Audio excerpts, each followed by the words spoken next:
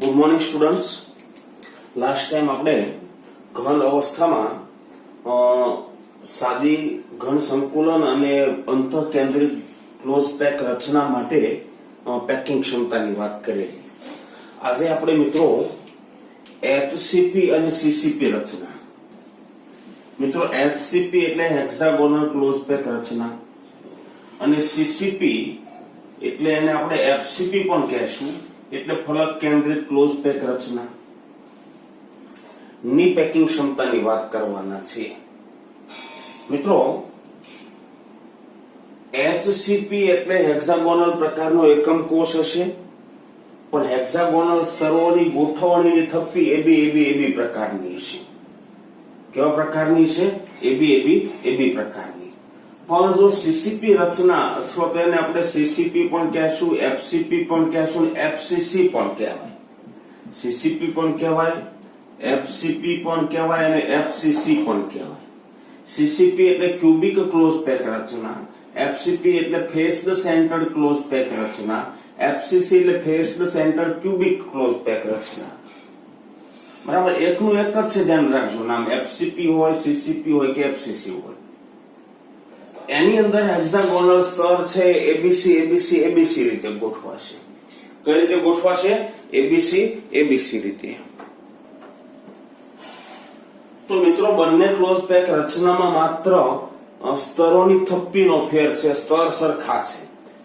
ફરી બોલું છું, FCP ની અંદર AB સ્તર હશે અને આમાં ABC હશે. તો મિત્રો આ બંને પ્રકારની ક્લોઝ પેક રચનાની અંદર પેકિંગ ક્ષમતા આપણને મળે છે એ સમાન મળે છે. બંનેની પેકિંગ ક્ષમતા કેવી હોય છે? સમાન હોય છે. બરાબર. તો આપણે એક એકમ કોષ માટે પેકિંગ ક્ષમતા ગણીશું, બીજા એકમ કોષ માટેની આપણે સ્વીકારી લઈશું. આપણે FCP કે CCP પ્રકારનો એકમ કોષ હોય એના માટે પેકિંગ ક્ષમતા ગણી લઈએ. આમે જે હેક્સાગોનલ એકમ કોષ હોય ને એના માટે પેકિંગ ક્ષમતા ગણવી થોડી મુશ્કેલ છે.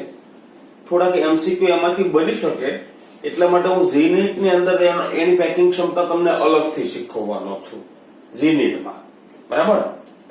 અત્યારે આપણે ફલક કેન્દ્રિત એકમ કોષ લઈ લઈએ. ફલક કેન્દ્રિત એકમ કોષ લઈ લઈએ અને એના માટે પેકિંગ ક્ષમતા ગણી લઈએ. એ જે પેકિંગ ક્ષમતા આવે એ જ HCP ની આપણે સ્વીકારી લઈએ. બરાબર, ખ્યાલ આવે છે? હા, બોર્ડની ટેક્સ્ટ બુક ની અંદર પણ આની પેકિંગ ક્ષમતા અલગથી નથી ગણી, આની જે મળે એ જ આપણે સ્વીકારી લેવાની છે. સૌથી પહેલી વાત કરીએ તો ધ્યાનથી સમજજો, ફલક કેન્દ્રિત એકમ કોષ માં ઘટક કણો, અણુ, પરમાણુ કે આયનો, ગોળાઓ છે તે એ ફલક વિકર્ણ પર સીધા સંપર્કમાં હોય છે. આની જરૂર શા માટે? કેમ કે આપણે આગળની પેકિંગ ક્ષમતામાં પણ ધ્યાન રાખજો, આર અને ધાર વચ્ચેનો સંબંધ મેળવતા હતા. શું મેળવતા હતા? આર અને ધાર વચ્ચેનો સંબંધ. બરાબર. હવે જો આદિમ એકમ કોષ હોય તો ઘટક કણો ખૂણા ઉપર ગોઠવાતા હતા અને ધાર ઉપર સીધા સંપર્કમાં હતા. અંતઃ કેન્દ્રિત એકમ કોષ હોય તો અંતઃ વિકર્ણ પર 3 ઘટક કણો સીધા સંપર્કમાં હતા. ફલક કેન્દ્રિત એકમ કોષ લઈએ તો ફલકના વિકર્ણ ઉપર 3 ઘટક કણો છે સીધા સંપર્કમાં છે. ફલકના વિકર્ણ ઉપર. બરાબર. તો ત્યાંથી આપણને આર અને ધાર વચ્ચેનો સંબંધ મળી જશે. આપણે ધારી લઈએ કે એકમ કોષની ધારનું માપ, એકમ કોષની ધારની લંબાઈ બરાબર A અને ઘટક કણના ની ત્રિજ્યા બરાબર R લઈ લઈએ, સ્મોલ r. આવું છે એમ સમજી લઈએ આપણે. બરાબર ને? તો હવે ધ્યાનથી સમજો, મારે આર અને ધાર વચ્ચેનો સંબંધ મેળવવો છે. હું ત્રિકોણ લઉં છું ADC.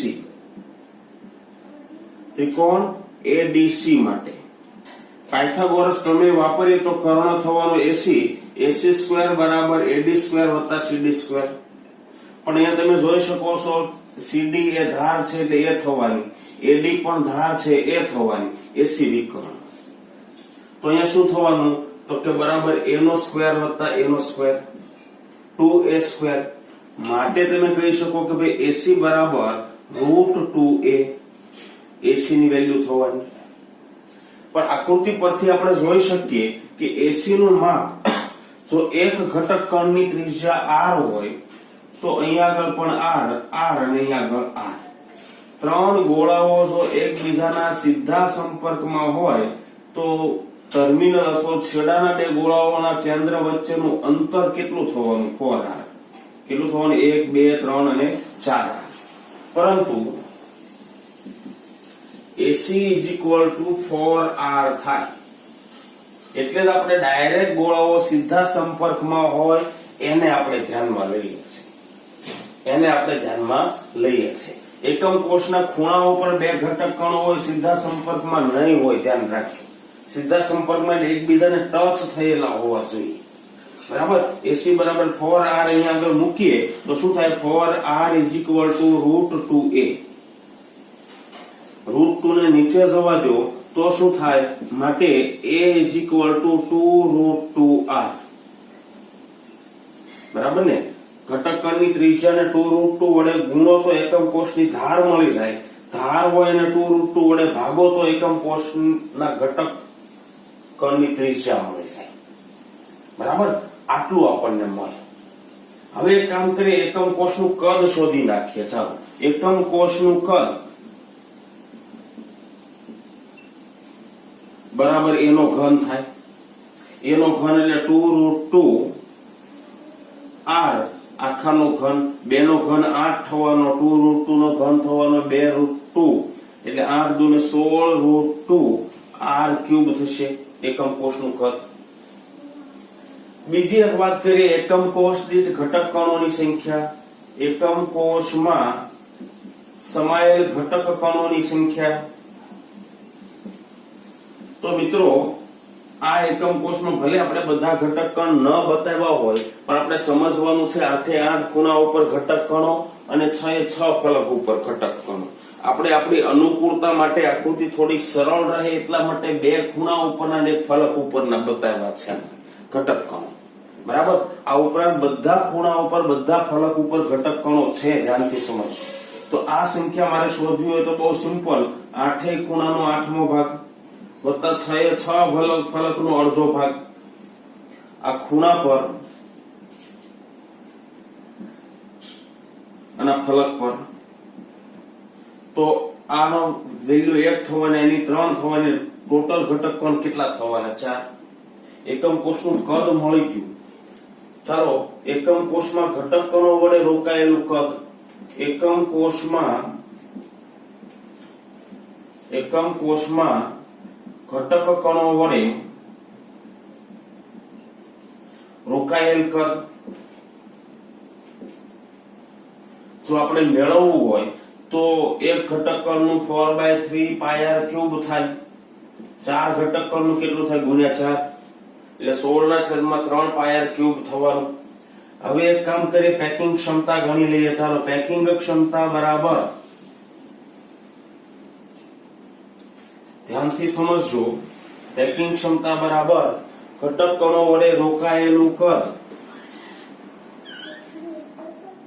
ઘટક કણો વડે રોકાયેલું કદ કેટલું છે? 16/3 πr³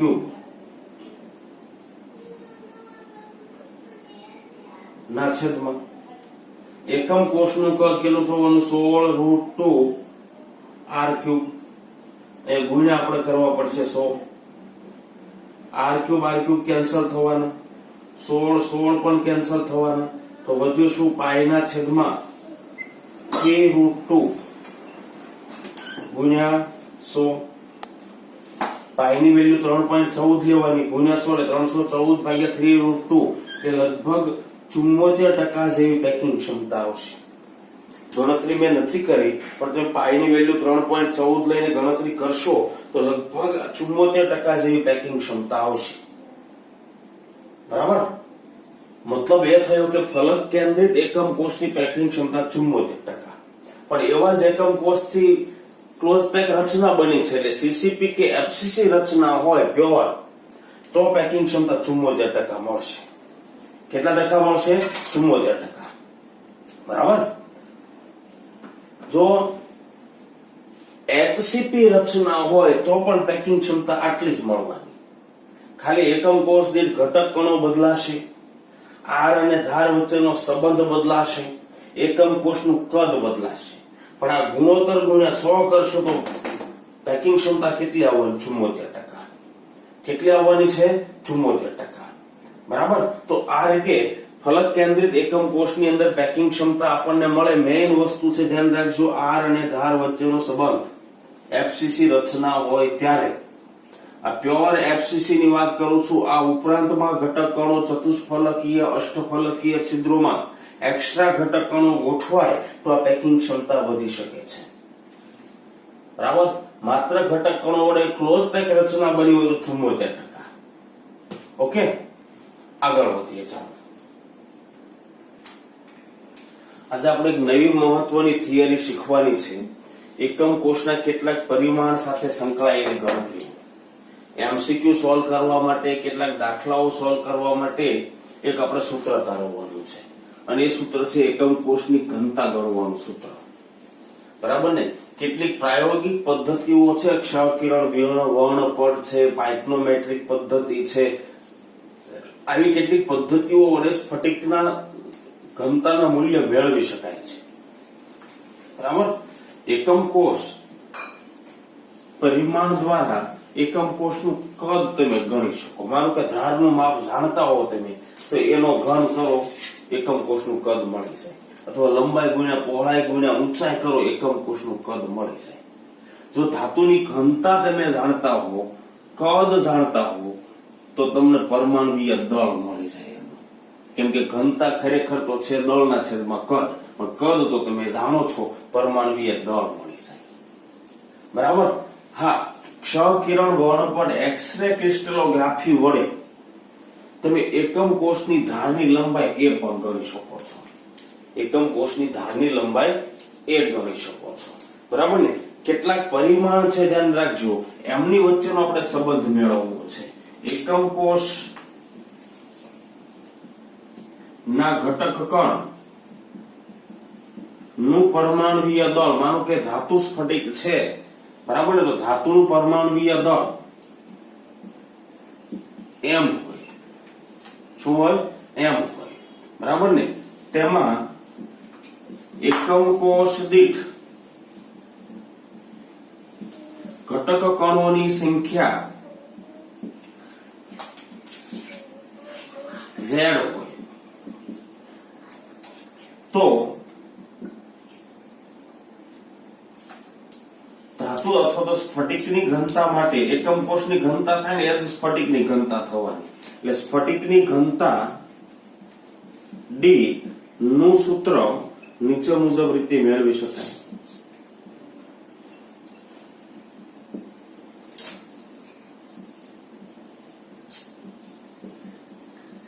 બરાબર.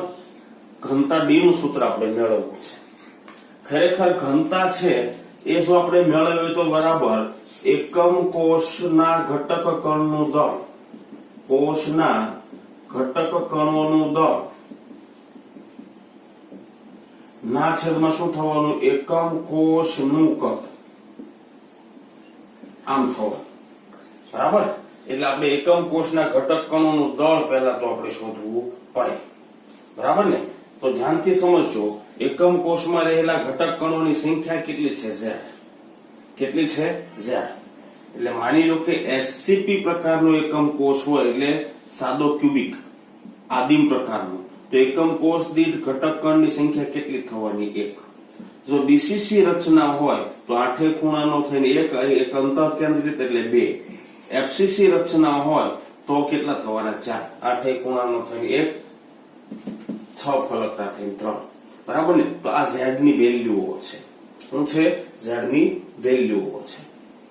સૌથી પહેલા તો આપણે વાત કરીએ એકમ કોષનું કદ. એકમ કોષનું કદ બરાબર શું થવાનું? એનો ઘન ધારનું માપ તમને આપી દીધું છે, એકમ કોષ ક્યુબિક છે, બરાબર. બીજી એક વાત કરીએ કે એક ઘટક પરમાણુ હોય નું પરમાણુય દળ બરાબર જો સ્મોલ m લો, ધ્યાન રાખજો, યુનિફાઈડ માસમાં યા તો AMU માં, બરાબર ને. તો એકમ કોષમાં ઘટક કણોનું દળ, એકમ કોષમાં ઘટક કણોનું દળ બરાબર શું થવાનું? Z into m. એક ઘટક કણનું સ્મોલ m હોય તો એકમ કોષ સાથે સંકળાયેલા ઘટક કણોની સંખ્યા Z છે, તો Z ગુણ્યા m થાય, બરાબર. બીજી એક વાત કરીએ કે ધ્યાનથી સમજજો, એક ઘટક કણનું દળ બરાબર શું થવાનું ખબર? m/na. જ્યાં m શું છે તો કે પરમાણુય દળ, શેમાં આવવાનું? ગ્રામ પ્રતિ મોલ માં. આ તો એક ઘટક કણનું દળ છે સ્મોલ m, કેપિટલ છે પરમાણુય દળ છે ગ્રામ પ્રતિ મોલ, અથવા તો પરમાણુય મોલર દળ છે. કેવું છે? મોલર પરમાણુય દળ છે. તેને એવોગેડ્રો આંક વડે ભાગી નાખો તો એક ઘટક કણનું દળ સ્મોલ m તમને મળી જાય, બરાબર. આ સૂત્રની અંદર મૂકી દઈએ આપણે, આ સૂત્રની અંદર મૂકી દઈએ. એકમ કોષના ઘટક કણોનું દળ મારે શોધવું તો Z ગુણ્યા m થવાનું, સ્મોલ m ના છેદમાં એકમ કોષનું કદ એટલે એનો ઘન. હજી જો આપણે આગળ વધીએ તો શું થવાનું? ધ્યાનથી સમજજો.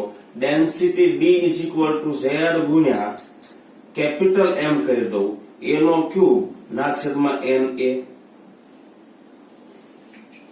બરાબર. આની અંદર વેરિયેબલ્સ ની વાત કરીએ તો ધ્યાન રાખજો, D છે ઘનતા છે, Z છે એકમ કોષ સાથે સંકળાયેલા ઘટક કણોની સંખ્યા, એકમ કોષ દીઠ ઘટક કણોની સંખ્યા, બરાબર. m છે પરમાણુય દળ, મોલર પરમાણુય દળ, બરાબર. A છે એકમ કોષની ધારની લંબાઈ,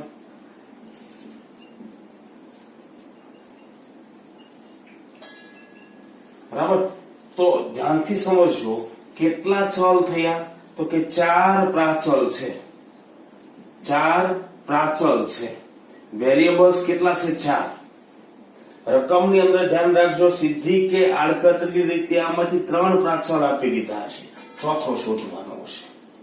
માનો કે ડેન્સિટી આપી દીધી, સ્ફટિક રચના FCC છે એટલે Z બરાબર 4 મૂકી દો, Z બરાબર કેટલા મૂકી દો? 4 મૂકી દો. ધાતુ કોપર કીધી એટલે એનો પરમાણુય દળ 63.5 મૂકી દો. રકમમાં આવું કે છે તો તમને એમ કે ઘટક કણની ત્રિજ્યા શોધો. પહેલા ત્રિજ્યા તમને નહીં મળે, એ મળશે, પણ દરેક પ્રકારની સ્ફટિક રચના માટે R અને ધાર વચ્ચેનો સંબંધ ખબર છે, એ મળે. પછી A બરાબર 2√2R એટલે R મળી જાય. 4 માંથી 3 પ્રાચલ આપી દેશે. માની લો કે ચાલો કઈ પ્રકારની સ્ફટિક રચના છે એ આપી દે, પરમાણુય દળ અથવા ધાતુનું નામ આપી દે, પ્રાયોગિક રીતે ક્ષ કિરણ વર્ણપટ વડે મેળવેલી ધારનું માપ આપી દે, ડેન્સિટી મળી જાય. પણ ડેન્સિટી મેળવતી વખતે એક વસ્તુ માઇન્ડમાં રાખજો મિત્રો, તમે m છે ને એને શેમાં લેશો તો કે ગ્રામ પ્રતિ મોલમાં. તો કમ્પલસરી તમારે ધારનું માપ છે ને ધ્યાન રાખજો શેમાં લેવું પડશે? સેન્ટીમીટરમાં. તો તમને ડેન્સિટી શેમાં મળવાની? તો કે ગ્રામ પ્રતિ સેમી ઘનમાં. કહેવાનો મતલબ સમજો છો તમે? જો હું CGS એકમની અંદર દળ લઈશ તો ધારની લંબાઈ પણ મારે CGS એકમમાં જ લેવાની છે, તો મને ડેન્સિટી ગ્રામ પ્રતિ સેમી ઘનમાં મળશે. મોલ તો અહીંયા કેન્સલ થઈ જવાના, અહીંયા આગળ ધ્યાન રાખજો અણુઓની સંખ્યા પ્રતિ મોલ છે, ગ્રામ પ્રતિ મોલ છે, એ તો કેન્સલ થઈ ગયા, તમને ડેન્સિટી આમાં મળે. પણ કદાચ તમે ધ્યાન રાખજો મોલર દ્રવ છે કિલોગ્રામ પ્રતિ મોલમાં લો તો અહીંયા આગળ ધારની લંબાઈ મીટરમાં લેવી પડશે, ડેન્સિટી તમને કિલોગ્રામ પ્રતિ મીટર ક્યુબમાં મળશે.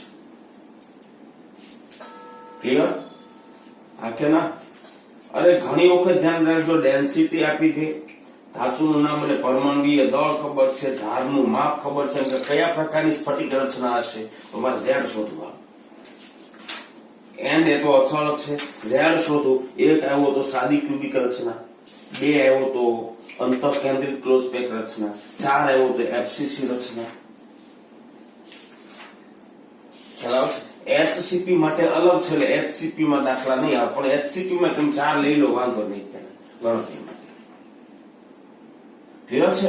તો આ રીતે આ દાખલાઓ ગણવા માટે આ સૂત્ર ખૂબ જ મહત્વનું છે, ખૂબ જ મહત્વનું છે. જો આપણે એને રિલેટેડ કેટલાક દાખલાઓ જોવા છે, બરાબર? ગણીએ દાખલાઓ કેટલાક જો.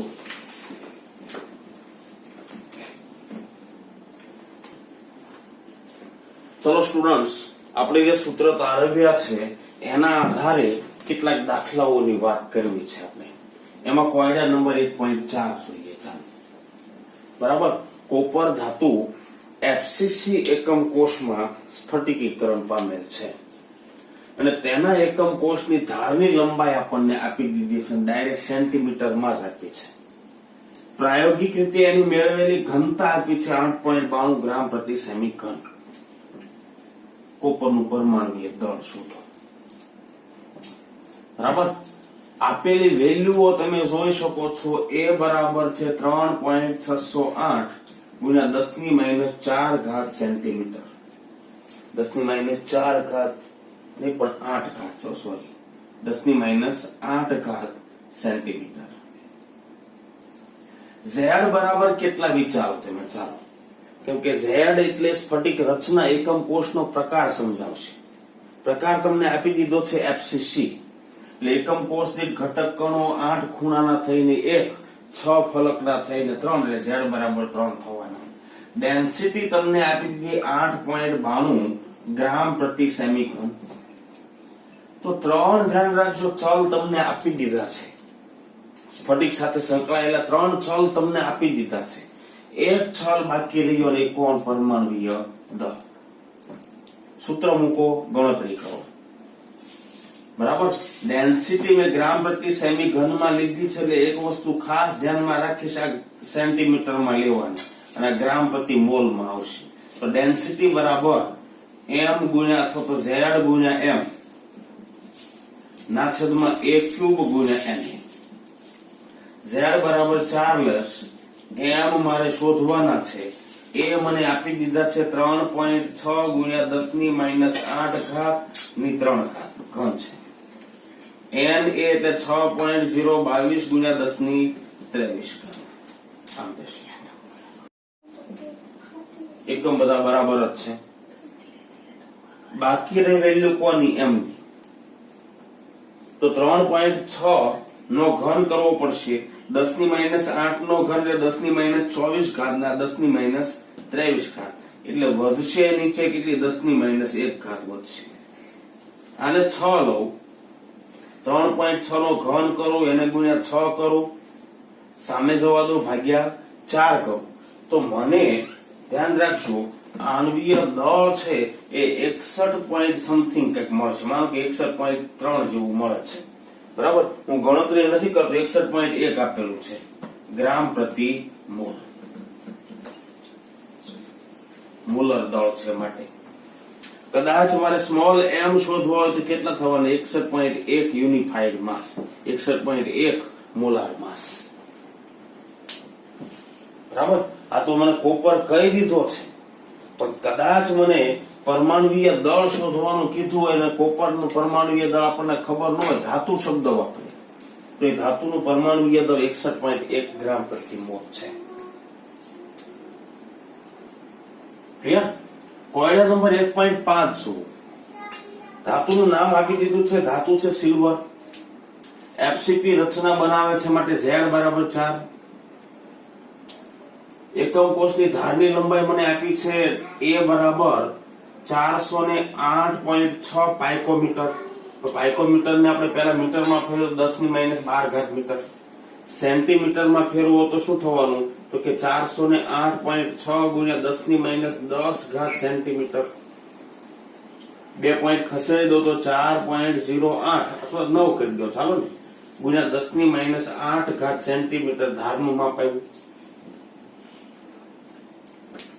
બરાબર. સિલ્વર છે એટલે એનો પરમાણુય દળ આપણને ખબર છે 107.9 યુનિફાઈડ માસ અથવા તો 108.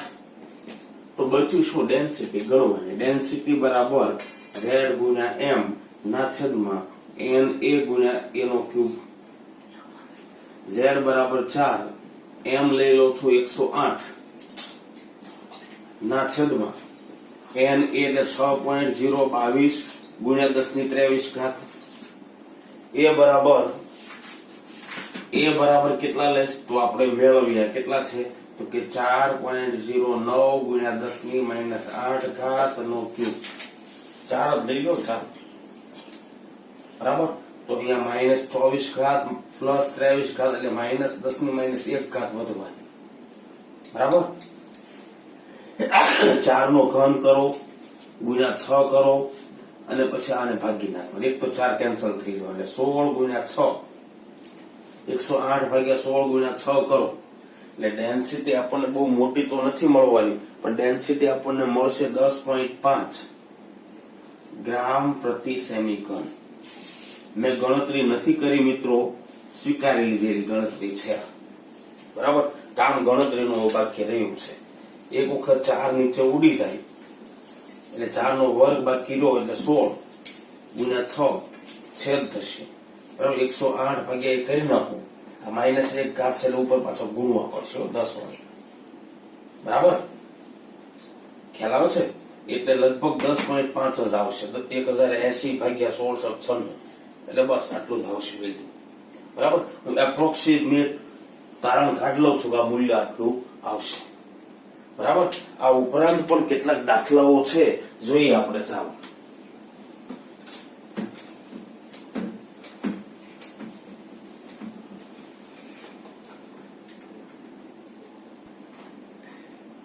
તો મિત્રો કોયડા નંબર 1.3 જુઓ તમે.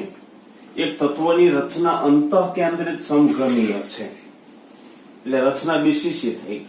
એકમ કોષની ધારની લંબાઈ 288 પાઇકોમીટર છે. તત્વની ઘનતા પણ તમને આપી દીધી. તો 208 ગ્રામ જથ્થો લો આ ધાતુનો કે તત્વનો, એમાં પરમાણુઓની સંખ્યા કેટલી? બરાબર. તો આપણે જે સૂત્ર તારવ્યું છે એ સૂત્રની રીતે પણ આપણે ગણી શકીએ અને એક બીજી રીતે પણ ગણી શકીએ. આપણે પેલા સૂત્રની રીતે ગણવા ટ્રાય કરીએ. સ્ફટિક રચના બીસીસી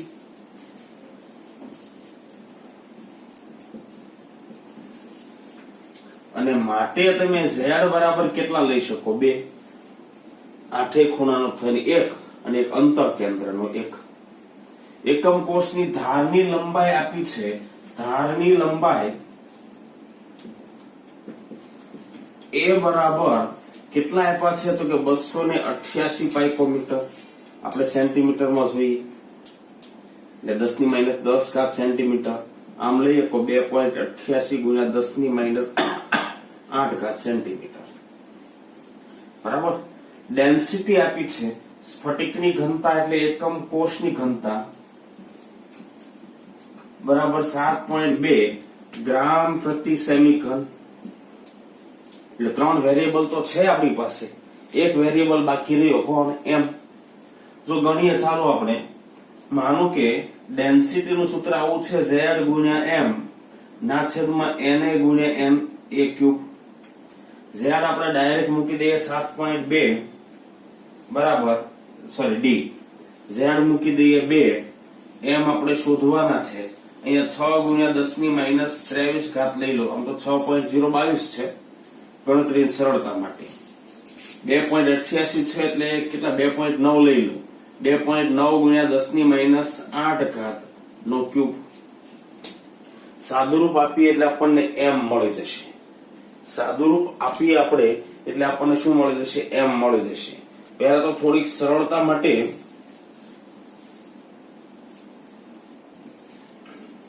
અહીંયા 10⁻24 ઘાત થવાની, -23 એટલે 10⁻1 ઘાત હોય એને જવા દો ઉપર 10. બરાબર. 2.9 નો ઘન કરવાનો છે ગુણ્યા 6 સામે 7.2 વડે ગુણવાના છે. એટલે આપણે જો m શોધવો હોય તો ગણતરી કરીએ આપણે તો કે 7.2 ગુણ્યા 2.93 વખત,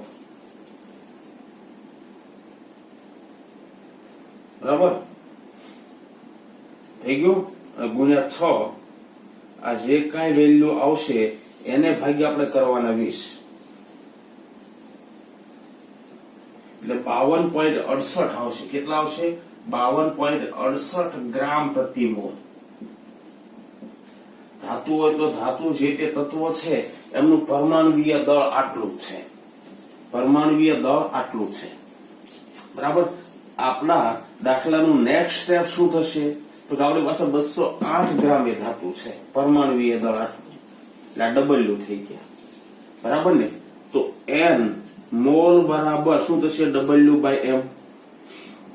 W 208 ભાગ્યા 52.68, તો 208 ભાગ્યા 52.68 કરીએ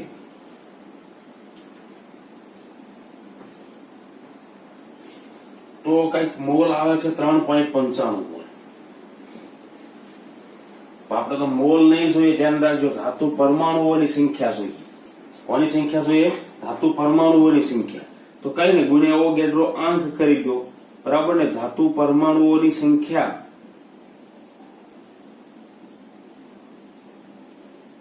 બરાબર 3.95 ગુણ્યા એને, બરાબર. તો 3.95 ગુણ્યા 6.022 કરો એટલે 23.8 આવશે. 23.8 ગુણ્યા 10⁻23 ઘાત પરમાણુ, અથવા તો 2.38 ગુણ્યા 10⁻24 ઘાત પરમાણુ, બરાબર ને. એ 208 ગ્રામ જથ્થાની અંદર ધાતુ પરમાણુઓની સંખ્યા જો તમે ગણો તો કેટલી આવશે? તો કે 2.4 લઈને 2.4 ગુણ્યા 10⁻24 ઘાત પરમાણુઓ આવશે, બરાબર. આ તો આપણે સૂત્રની રીતે કર્યું, બીજી રીતે પણ તમે કરી શકો.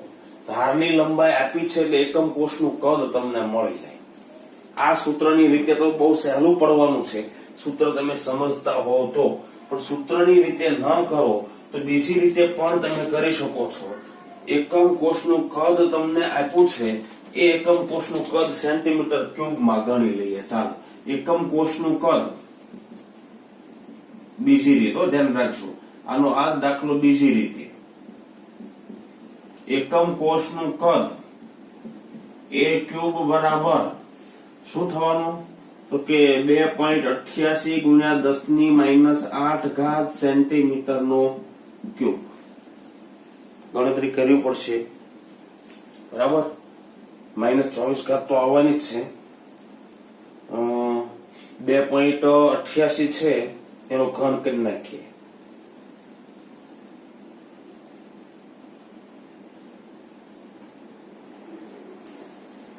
એટલે 23.9 જેવું આવશે. 23.9 ગુણ્યા 10⁻24 ઘાત સેન્ટીમીટર ક્યુબ. હવે ડેન્સિટી આપી છે આપણને, જો શું આપ્યું છે? ડેન્સિટી. અને ધાતુનું દળ આપી દીધું છે, તો ધાતુનું કદ મળી જાય, બરાબર. ને ધાતુની ઘનતા બરાબર તત્વ હોય તો તત્વની ઘનતા, બરાબર. ઘનતા બરાબર દળના છેદમાં કદ. દળ તો આપણને 208 ગ્રામ આપી દીધું, ઘનતા આપી દીધી, તો કદ મળી જાય. ધાતુનું કદ બરાબર બોલો શું થાય? તો કે દળના છેદમાં ઘનતા. દળ 208 છે, એને ભાગ્યા કરવાના કેટલા? 7.2, બરાબર ને. 208 ભાગ્યા 7.2, 208 ભાગ્યા 7.2 તો આવ્યા 28.9. 28.9, બરાબર. કદ છો, ધ્યાન રાખજો. એટલે શું આવશે? સેમી ઘન. હવે ધ્યાન રાખજો, આટલા સેમી ઘન ઉપર એક એકમ કોષ મળે, તો આટલા સેમી ઘનમાં કેટલા? બરાબર ને. તો સ્ફટિકમાં એકમ કોષની સંખ્યા બરાબર ચાલો એ ધાતુએ રોકેલું કુલ કદ છે 28.9 સેમીઘન. સેમીઘન ઉડી જવાના. એકમ કોષનું કદ કેટલું છે? -24 છે ને, 23 કરી નાખો એટલે 2.39, 2.4 લો તો ચાલે, 10 ની -23 હવે એનો ભાગાકાર કરીએ આપણે તો કે 28.9 ભાગ્યા 2.39 એટલે 12.09 આવ્યા.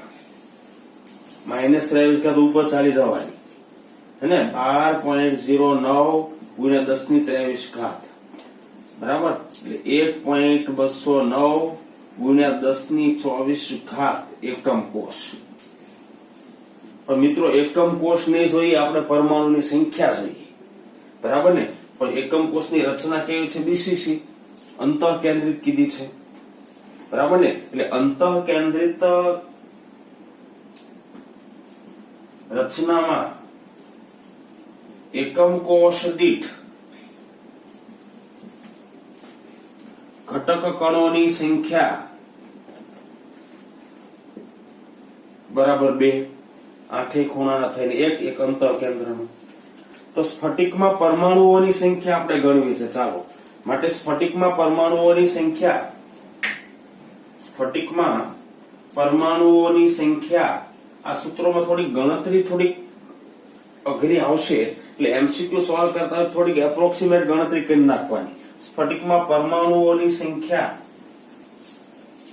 ચાલો ભાઈ, એકમ કોષ કેટલા મળ્યા? તો કે 1.209 ગુણ્યા 10 ની 24 અને ગુણ્યા કેટલા? 2. તો આગળ જવાબ આવ્યો તો એટલો જ આવશે, 2.4 ગુણ્યા 10 ની 24. બરાબર, કેમ કે એપ્રોક્સિમેટ તમે ગઈ ગણતરીમાં એપ્રોક્સિમેટ કર્યું એટલે આનાથી થોડો જવાબ થોડો પોઈન્ટમાં ફેર પડશે, બરાબર છે. આમ આપણે કેલ્ક્યુલેટર થી એક્ઝેક્ટ ગણ્યું છે, બરાબર. તો આ જવાબ આવશે કેટલો? 2.4 ગુણ્યા 10 ની 24 પરમાણુઓ એ સ્ફટિકમાં હશે. એટલે મારા ખ્યાલથી આવું દર વખતે 83 ના તેમ બધા અલગ અલગ સૂત્રો વાપરવા એના કરતા પહેલું સૂત્ર સારું પડશે.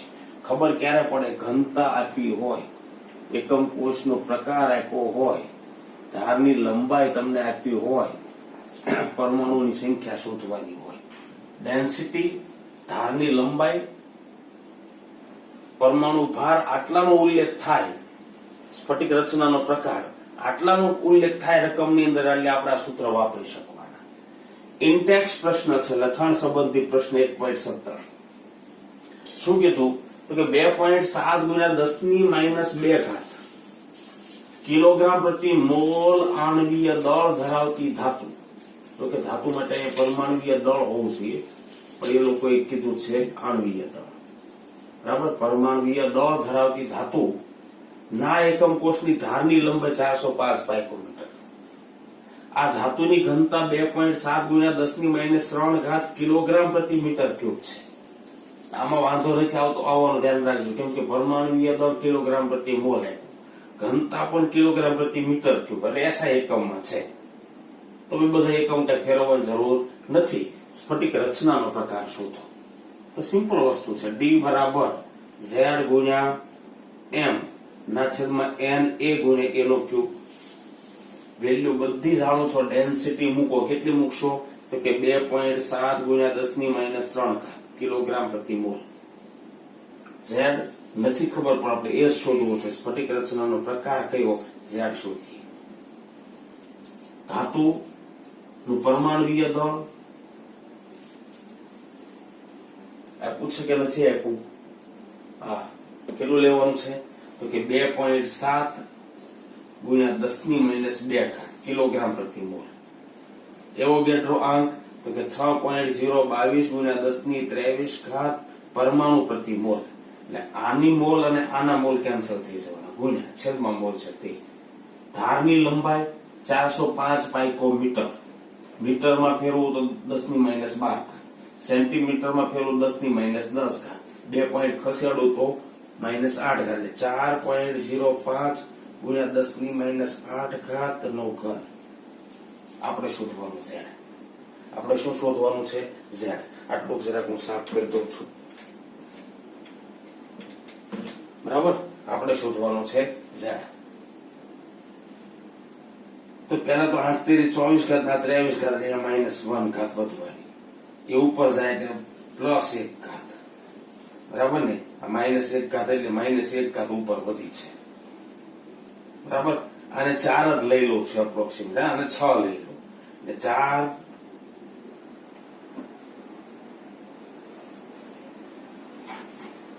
નો ઘન એટલે કેટલા થવાના? 64. 64 ગુણ્યા 6, સામે જ જવા દો છું, ડાયરેક્ટ ગણતરી કરું છું. 64 ગુણ્યા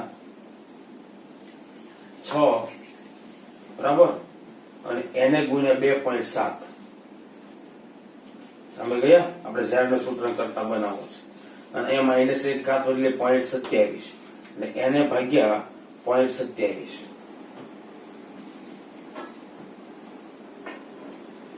બરાબર. એટલે જવાબ આવ્યો 3840 ને -3 ઘાત છે એટલે z બરાબર 3840 ગુણ્યા 10 ની -3 ઘાત એટલે 3.84 આવ્યો. એટલે એપ્રોક્સિમેટ કેટલા થાય? 4. z બરાબર 4 હોય તો ધાતુની સ્ફટિક રચના, ધ્યાન રાખજો, ફલક કેન્દ્રિત ક્યુબિક ક્લોઝ પેક રચના હોય, માટે ધાતુની સ્ફટિક રચના કયા પ્રકારની? એફસીસી પ્રકારની છે, બરાબર ને? એક્ઝેક્ટ 4 ન આવે તો પછી 4 ની નજીકની વેલ્યુ આપવી જોઈએ, બરાબર. 2 ની નજીકની આવી તો બીસીસી, 1 ની નજીકની આવી તો એસસીપી રચના. ક્લિયર છે? તો આ રીતે તમે સ્ફટિક રચનાનો પ્રકાર શોધી શકો, બરાબર. હા કે ના? તમને એમ કે દ્વિપરિમાણીય ક્લોઝ પેક રચના કેવી? તો કે હેક્સાગોનલ સ્તર હશે, બરાબર. તમને હજી એમ કે ભાઈ ચાલો એ ધાતુ સ્ફટિક રચનામાં ઘટક કણનો સંવર્ગાંક કેટલો? 6 પોતાના સ્તરના, 3 ઉપરના, 3 નીચેના, સંવર્ગાંક 12, બરાબર. સ્ફટિક રચનાની માહિતી મળે એટલે આની સાથે પ્રશ્નો બીજા જોડી દે. અહીંયા મેં એકમો ફેરવ્યા નથી, કેમ કે એસા એકમો હતા એટલે એનાથી કઈ ફેર પડવાનો નથી, બરાબર. તો આ રીતે આ સૂત્ર આધારિત પ્રશ્નો છે એ આપણે સોલ્વ કરી શકીએ છીએ, બરાબર.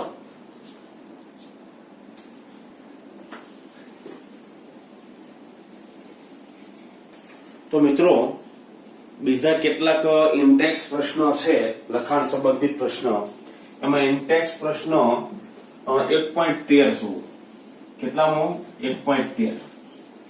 તમને એવું કીધું છે કે ચોરસ સંવૃત સંકોલિત સ્તરમાં અણુઓની દ્વિપરિમાણીય સંવર્ગાંક, સ્તર એટલે દ્વિપરિમાણીય રચના થવાની, પણ વાત કરી છે ચોરસની, ધ્યાન રાખજો. અને ચોરસ દ્વિપરિમાણીય સંકુલન રચનાનો તમે વિચાર કરો તો આપણે આ રીતે કર્યું હતું. હરોળના ગોળા બીજા એનાથી ઉપરના હરોળાના ગોળા ઉપર બરાબર ઉપર ગોઠવાય, આડો અને ઊભો અલાઇનમેન્ટ થાય. તો એક ઘટક કણ છે એ અન્ય કેટલા ઘટક કણોના સીધા સંપર્કમાં હોય? 4. એને જ આપણે ચોરસ કીધેલું, બરાબર. તો પ્રત્યેક દ્વિપરિમાણીય અથવા તો સ્તરમાં પ્રત્યેક ઘટક કણ અન્ય 4 ઘટક કણો સાથે સીધા સંપર્કમાં હોય.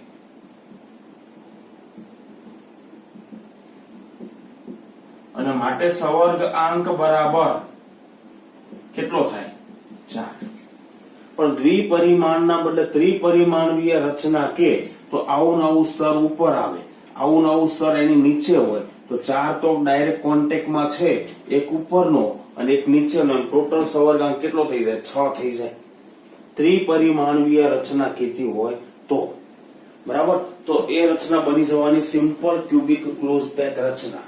કઈ રચના બની જવાની? સિમ્પલ ક્યુબિક ક્લોઝ પેક રચના, બરાબર છે.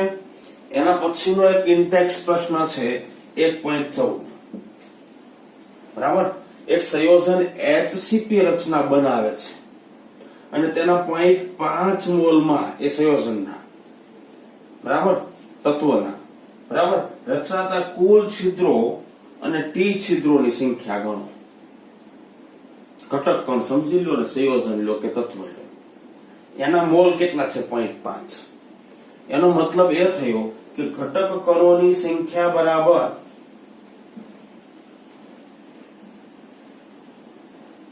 n થાય તો રચાતા અછિદ્રોની સંખ્યા પણ કેટલી થાય n રચાતા ટી છિદ્રોની સંખ્યા બરાબર 2n તો ટી છિદ્રોની સંખ્યા તો 2n મળી ગઈ પણ હજી એક સવાલ પૂછ્યો છે રચાતા કુલ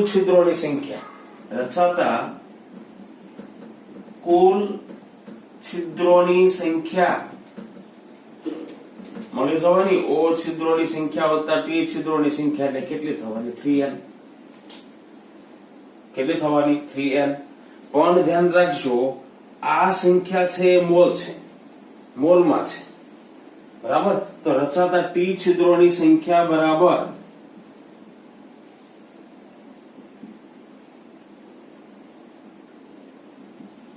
બરાબર n એટલે સમજી ગયા ને અહીંયા આગળ n બરાબર 0.5 મોલ મૂકી દેવાના છે આપણે n બરાબર કેટલા છિદ્રોની સંખ્યા 2 ગુણ્યા 0.5 મોલ એટલે 1 થયા એટલે 6.022 ગુણ્યા 1023 ઘાત છિદ્રો ટી રચાયા બરાબર કુલ છિદ્રોની સંખ્યા ચાલો કુલ છિદ્રોની સંખ્યા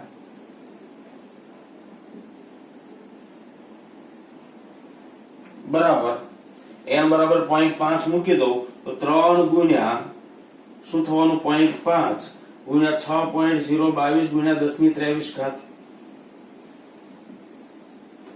થાય એવું હે કેમ કે ઘટક કણો ગોઠવાય છે આટલા મોલ તો ઘટક કણોની સંખ્યા આટલી તો છિદ્રોની સંખ્યા 3n થવાની બરાબર એટલે અહીંયા આગળ 3.011 ગુણ્યા 3 બરાબર એટલે જવાબ શું આવશે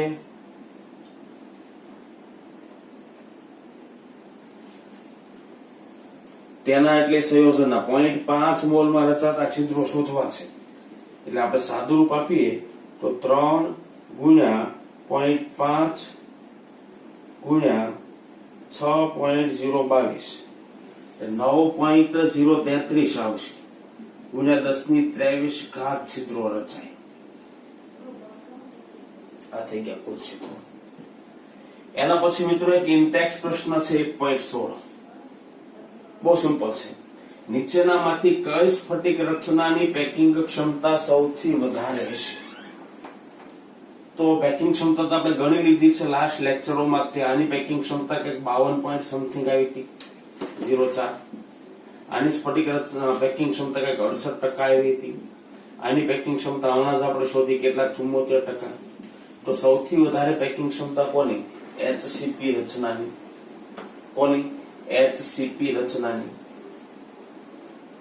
ક્લિયર આ કે ના બીજી એક વાત કરીએ તો પેકિંગ ક્ષમતા જેમ વધે એમ સંવર્ગાંક પણ વધવાનું એસસીપી રચનામાં સંવર્ગાંક જો આપણે વાત કરીએ બરાબર કોની વાત કરીએ સંવર્ગાંક તો એક ઘટકનો સંવર્ગાંક 6 હતો પોતાના સ્તરના 4 એક ઉપરનું એક નીચેનું અહીંયા સંવર્ગાંક 8 હતો 4 નીચેના 4 ઉપરનું અહીંયા સંવર્ગાંક 12 હતો 6 પોતાના સ્તરના 3 ઉપરના 3 નીચેના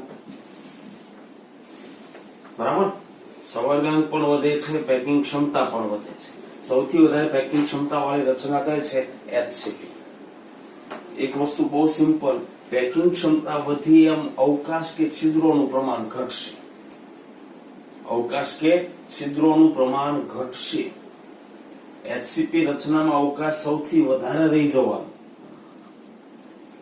એચસીપી માં સૌથી વધારે રહી જવાનું એચસીપી માં સૌથી ઓછો બરાબર મિત્રો નેક્સ્ટ ટાઈમ આપણે ખૂબ જ મહત્વની સ્ફટિક રચનામાં ક્ષતિઓની વાત કરવાના છીએ બરાબર આજે આપણે ઇન્ટેક્સ પ્રશ્ન અને કેટલાક સ્વાધ્યાયના અને પેલા દાખલાઓ જોયા છે આપણે બરાબર અહીં આગળ આપણે અટકીએ છીએ